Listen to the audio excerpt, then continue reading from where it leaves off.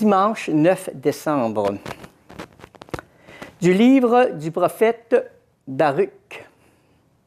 Jérusalem, quitte ta robe de tristesse et de misère, et revêt la parure de la gloire de Dieu pour toujours. Enveloppe-toi dans le manteau de la justice de Dieu. Mets sur ta tête le diadème de la gloire de l'Éternel. Dieu va déployer ta splendeur partout sous le ciel, car Dieu, pour toujours, te donnera ses noms. Paix de la justice et gloire de la piété envers Dieu. Debout, Jérusalem, tiens-toi sur la hauteur et regarde vers l'Orient. Vois tes enfants rassemblés du couchant au levant par la parole du Dieu saint. Ils se réjouissent parce que Dieu se souvient. Tu les avais vus partir à pied, amenés par les ennemis, et Dieu les ramène, portés en triomphe, comme sur un trône royal. Car Dieu a décidé que les hautes montagnes et les collines éternelles seraient abaissées, et que les vallées seraient comblées. Ainsi, la terre sera aplanie, afin qu'Israël chemine en sécurité dans la gloire de Dieu. Sur l'ordre de Dieu, les forêts et les arbres odoriférants donneront à Israël leur ombrage. Car Dieu conduira Israël dans la joie, à la lumière de sa gloire, avec sa miséricorde et sa justice. De la lettre de saint Paul apôtre aux Philippiens. À tout moment, chaque fois que je prie pour vous tous, c'est avec joie que je le fais à cause de votre communion avec moi dès le premier jour jusqu'à maintenant pour l'annonce de l'Évangile. J'en suis persuadé, celui qui a commencé en vous un si beau travail le continuera jusqu'à son achèvement au jour où viendra le Christ Jésus. Oui, Dieu est témoin de ma vive affection pour vous tous dans la tendresse du Christ Jésus. Et, dans ma prière, je demande que votre amour vous fasse progresser de plus en plus dans une pleine connaissance et en toute clairvoyance pour discerner ce qui est important. Ainsi, serez-vous purs et irréprochables pour le jour du Christ, comblés du fruit de la justice qui s'obtient par Jésus-Christ pour la gloire et la louange de Dieu. Évangile de Jésus-Christ selon saint Luc. L'an 15 du règne de l'empereur Tibère, Ponce Pilate était gouverneur de Judée. Hérode étant alors au pouvoir en Galilée, son frère Philippe, dans le pays d'Ithurée et de Trachonitide, Lysanias et en Abilène. Les grands prêtres étant Anne et Caïphe, la parole de Dieu fut adressée dans le désert à Jean, fils de Zacharie. Il parcourut toute la région du Jourdain en proclamant un baptême de conversion pour le pardon des péchés, comme il est écrit dans le livre des oracles d'Isaïe, le prophète. Voix de celui qui crie dans le désert, préparez le chemin du Seigneur, rendez droit ses sentiers. Tout ravin sera comblé, toute montagne et toute colline seront abaissées. Les passages tortueux deviendront droits, les chemins rocailleux seront aplanis, et tout être vivant verra le salut de Dieu. Bonjour et bienvenue à La Parole expliquée. Alors, nous sommes dans la continuité de ce qu'on a dit la semaine dernière. Nous sommes avec le Père Francis. Bonjour Père. Bonjour. Et donc, nous sommes toujours avec des textes de préparation, des textes d'avant. Mais alors, cette fois, les textes sont très différents puisque les textes que l'on entend aujourd'hui, j'allais dire, sont un peu l'inverse de ce qu'on a entendu la semaine dernière. La semaine dernière, on avait un évangile qui était très difficile, avec des tremblements de terre, des peurs, etc. Aujourd'hui, on a un texte qui nous dit au contraire, notamment la première lecture, hein, où on attend une ère avec les arbres qui frondent l'ombrage, avec vraiment quelque chose de très joyeux, enfin, et plein d'espérance. Et puis l'Évangile quand même qui nous appelle à la conversion. Effectivement, je ne dirais pas que le texte du dimanche passé, c'était un texte enfin, qui apparaissait comme méchant, mais c'était plutôt un texte qui apparaissait radical. Et quand le Seigneur est radical dans son franc-parler, dans sa façon de parler, c'est que c'est urgent, il y a comme une urgence, donc c'est vraiment un rappel, il est sérieux, il ne veut pas perdre du temps pour que nous, ses enfants, ses baptisés, que nous revenions vers le bon chemin. C'est-à-dire, c'est une forme de pédagogie qui fait prendre conscience qu'il y a, que ne perdez pas votre temps sur ce qui n'importe pas, sur ce qui ne lève pas, sur ce qui ne sauvera pas. D'où l'importance de revenir vers moi. Et il disait, réveillez-vous. C'était la grande invitation du premier dimanche de l'Avent. Réveillez-vous, ne restez pas couchés, ne restez pas dans la somnolence. Et aujourd'hui, effectivement, la première lecture que nous avions écoutée nous parle de joie, d'espérance. Le temps de Noël, c'est un temps d'espérance où il y a toute la caricature, toute l'image des arbres qui fleurissent, un temps de joie, on dirait simplement. Mais ce temps de joie dans notre vie, c'est le temps de Dieu.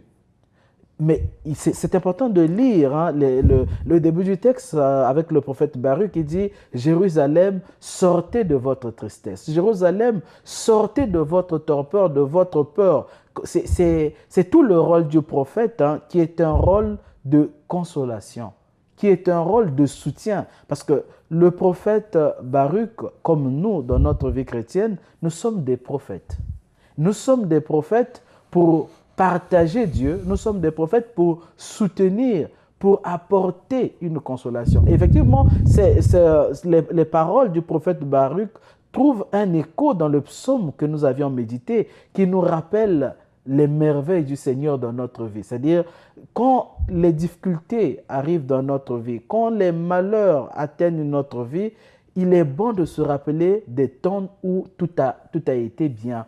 Des moments de joie, qui ne sont pas des moments de réussite par nous-mêmes, qui sont des moments où Dieu a agi pour qu'on ait la paix. C'est-à-dire, il y a cette invitation à ne jamais oublier que le mal, la souffrance, les difficultés dans notre vie ne peuvent pas être éternelles si nous mettons notre confiance en Dieu, si nous mettons notre foi en lui. Et donc, le prophète Baruch vient rappeler donc au peuple d'Israël de ce temps que malgré l'exil, malgré les épreuves, malgré les difficultés, Dieu est à vos côtés. Souvenez-vous de la captivité en Égypte où on a connu de la misère, mais il nous a écoutés. Donc, il y a ce rappel encore une fois pendant en ce deuxième dimanche de l'Avent de retour vers Dieu, de mettre sa foi, sa confiance, son espoir dans le Seigneur puisqu'il n'échoue pas. Et prier, effectivement, c'est faire appel au règne de Dieu. Prier, c'est faire appel au temps nouveau, au temps de Dieu dans notre vie. Le temps de Dieu, c'est le temps de paix. Le temps de Dieu, c'est le temps de justice. Le temps de Dieu, c'est le temps d'amour où nous connaîtrons, où nous connaissons vraiment le bonheur dans notre vie et la grande joie. Et donc, s'il y a une première invitation en ce deuxième dimanche de l'Avent, c'est garder espoir, espérer. Espérer, comme je le dis souvent, qui ne veut pas dire que tout va bien, même quand tout va mal, parce que la vie chrétienne, il y aura toujours une croix. C'est-à-dire, on ne peut pas être chrétien sans connaître des épreuves. Mais que les épreuves, les difficultés dans notre vie ne soient pas vécues par nous-mêmes et seuls, mais soient toujours vécues dans un lien, dans un rapport, dans la prière avec le Seigneur pour qu'il nous aide à porter nos croix et pour qu'il nous aide à combattre ces moments difficiles parce que sans lui, nous ne sommes rien et on ne peut pas tenir et s'en sortir. Alors, c'est magnifique, j'allais dire, on entre dans cette espérance vraiment dans cette espérance de Noël, hein, de renouvellement des cieux nouveaux et d'une terre nouvelle. Et puis en même temps, on entre avec Jean-Baptiste qui nous invite à la conversion. Effectivement, les deux textes vont ensemble parce que il faut voir le récit, il n'est pas inutile au début. Il rappelle les circonstances de l'apparition de Jean-Baptiste en rappelant lesquelles gérait le pays. Nous sommes en l'an 15, nous sommes dans l'Empire romain, nous avions Pilate comme préfet en ce temps, et Pilate qui gère la société d'Israël en ce temps-là d'une main forte, où toutes les révolutions ou toutes les revendications sont vraiment matées, sont vraiment contrecarrées pour que les fils d'Israël n'élèvent pas de la voix. Donc, il y a une attente qui est là. Une attente, mais qui peut aussi conduire au désespoir. Parce qu'on a l'impression que le mal a tellement pris de la place dans leur société, dans leur vie, qu'ils n'en peuvent plus. Ils ne sont plus loin du désespoir. Ils ne sont plus loin de l'abandon. Et voilà que le temps de Dieu arrive, qui est donc ce temps de Noël, où Dieu vient à leur rencontre, où Dieu surgit ou survient dans leur vie pour leur donner de l'espoir, pour leur apporter la consolation, le soutien. Mais Dieu arrive avec son annonciateur qui est Jean-Baptiste. Il faut voir que ce texte qui fait appel à un serviteur de Dieu ou à un être humain pour préparer l'arrivée du Messie, du Seigneur, a une autre invitation, c'est de comprendre que Dieu ne peut pas nous sauver sans nous. Dieu ne peut pas sauver l'humanité, Dieu ne peut pas sauver le monde sans les êtres humains. C'est un peu l'exemple du monsieur qui voit quelqu'un, un handicapé malade, en train de mendier dans une situation difficile dans la rue, qui s'arrête et qui dit « Mais Seigneur, on dit que tu es là, pourquoi tu n'aides pas ce monsieur ?» Oui, mais Dieu ne viendra pas l'aider directement, puisque toi, tu es là, tu l'as vu, tu es créé à l'image de Dieu, c'est toi qui dois réagir.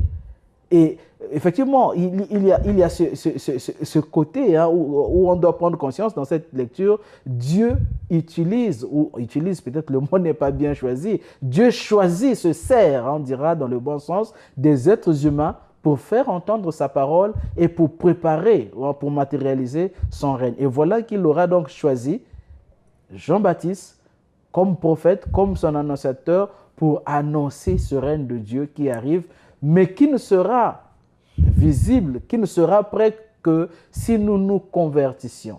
Et vous connaissez le rôle de Jean-Baptiste. Il s'éloigne d'abord d'une société qu'il considère comme corrompue, où effectivement il y avait beaucoup de maux, pour aller au désert, se préparer et accueillir tous ceux qui veulent recevoir le Messie dans leur vie, entrer dans ce monde nouveau, dans ce temps nouveau, les inviter donc à rejoindre le désert. Qu'est-ce que alors le désert dans notre vie? Le désert, la montagne sont des endroits, on dirait de solitude, des endroits vides où il y aurait moins de distractions, où nous sommes invités à la concentration pour un cœur à cœur ou un face à face avec Dieu. Et donc, ceux qui choisissent d'aller au désert, le temps de l'Avent, est donc considéré comme un temps de désert où on doit donner un peu plus de temps à la prière dans sa vie si l'on veut bien accueillir ce Messie, le 25, si l'on veut bien accueillir ce règne de Dieu dans notre vie. Donc, nous sommes invités dès le début de cette lecture à aller rencontrer le prophète de Dieu au désert pour écouter la parole de Dieu, pour rencontrer Dieu en rencontrant son prophète, afin d'apprêter nos cœurs, une fois de plus, raffermir nos cœurs, préparer nos cœurs, se convertir simplement pour abaisser, parce que la suite du texte, c'est toute l'invitation de Jean-Baptiste,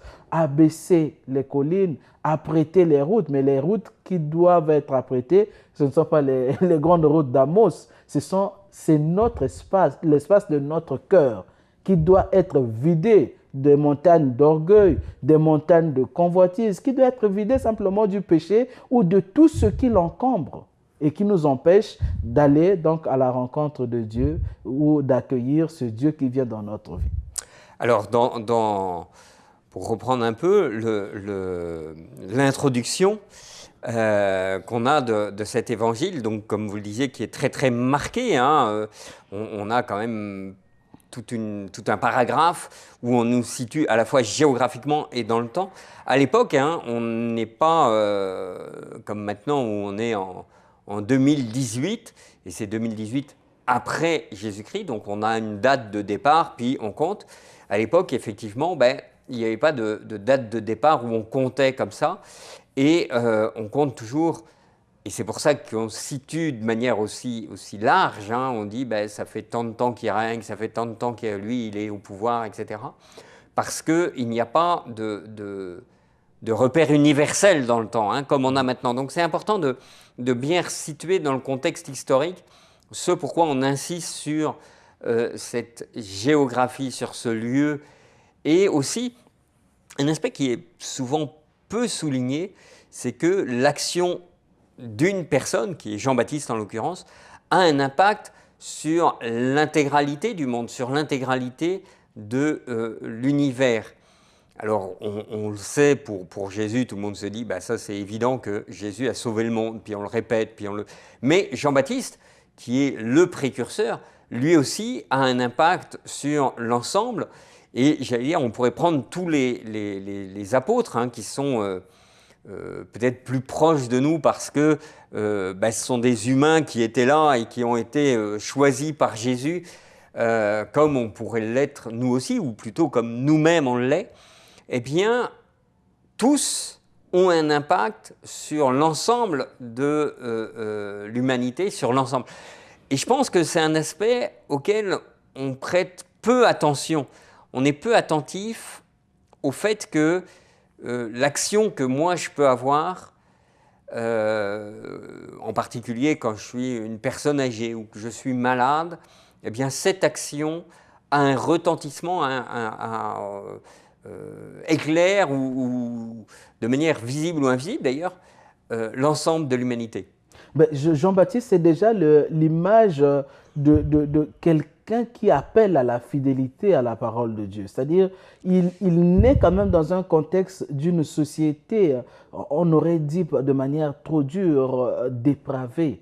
On se souviendra de son attaque contre Philippe qui prend la femme de son frère, hein, de ce qui créera d'ailleurs sa mort, comment il combat cet aspect de l'adultère. C'est-à-dire, c'est quelqu'un qui ne choisit pas de se résilier, société qui est en train de se tromper. Bon, on aurait dit dans nos sociétés démocratiques, la loi de la majorité, c'est la loi du peuple et donc c'est la bonne voie. Mais lui, il ne pense pas dans ce sens-là. C'est-à-dire, il arrive, il regarde quand même le contexte, la direction que prend son peuple dans l'adultère, dans l'idolâtrie, dans la dépravation. Et non pas qu'il se révolte, il fait une invitation à suivre le bon chemin. C'est-à-dire, c'est un homme de conviction. C'est-à-dire, aujourd'hui, il y a peu de gens de conviction, ou souvent quand il y a des personnes de conviction, ils ont des convictions pour eux-mêmes et on n'est plus capable d'apporter nos convictions dans la société. Beaucoup de gens peuvent aujourd'hui observer qu'il y a même dans nos pays, dans nos sociétés, quelquefois des règles, des lois que tout le monde suit, mais qui ne vient pas protéger l'être humain, qui ne vient pas élever la dignité humaine, mais quelquefois on choisit la voie, on se tait. On se tait, on se replie sur soi-même et on laisse faire. Mais la bonne attitude, parce que Jean-Baptiste est un prophète. C'est le dernier des prophètes d'ailleurs de la période intertestamentaire, parce qu'il ne faut pas le mettre dans l'Ancien Testament. On le classe dans la période avant le Nouveau Testament, parce qu'il arrive quand même un peu avant le Christ et un peu avec le Christ. Et donc, on le classerait dans la période dite la période intertestamentaire. Et donc, Jean-Baptiste vient donc prendre position en nous rappelant que comme chrétien, comme baptisé, comme être humain, il faut avoir des convictions et choisir toujours le bien. On choisit le bien. D'ailleurs, c'est toute son invitation. Convertissez-vous et croyez à la bonne nouvelle. C'est quoi la bonne nouvelle? C'est l'évangile. Et Evangelion en grec, bonne nouvelle.